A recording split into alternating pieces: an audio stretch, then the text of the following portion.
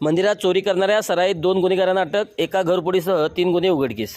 चोरी, घरफोडी यासारख्या गुन्ह्यातील आरोपींना तात्काळ ताब्यात घेण्याची सूचना वरिष्ठाकडून स्थानिक गुन्हे अन्वेषण शाखेच्या पोलिसांना देण्यात आल्या होत्या। त्यानुसार पोलीस तपास करत असताना फल्ले मंगल कार्यालय सांगलीजवळ दोघेजण मोटारसायकलीवरून चोरीची भांडी व सोन्याचे दागिने विक्री करण्याच्या उद्देशाने येत असल्याची पोलिसांना गोपनीय माहिती मिळाली। त्यानुसार पोलिसांनी सापळा रचला। एका मोटारसायकलवर दोघेजण येत असल्याची खात्री होताच दोघांना पोलिसांनी ताब्यात घेतले।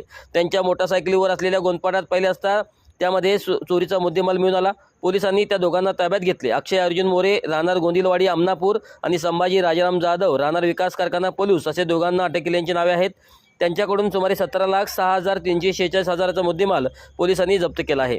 त्याबाबत माहिती विचारली असता सांगलीतील राम मंदिर चौकातील बंद घरात घरफोडी करून आणि 1 महिन्यापूर्वी शिरो आणि रत्नागिरी शहरातील मंदिरात चोरी करून सोन्याचे दागिने, चांदीची भांडी, पितळेची व तांब्याची वस्तू चोरी केल्याची कबुली दिली।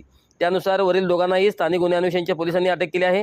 सदरची कारवाई पोलीस अधीक्षक संदीप घुगे, अप्पर पोलीस अधीक्षक कल्पना बारोकर, स्थानिक गुन्हे अन्वेषण व पोलीस निरीक्षक संजीव कुमार जाडे यांच्या मार्गदर्शनाखाली सहाय्यक पोलीस निरीक्षक सिकंदर वर्धन यांच्या पथकाने केले आहे।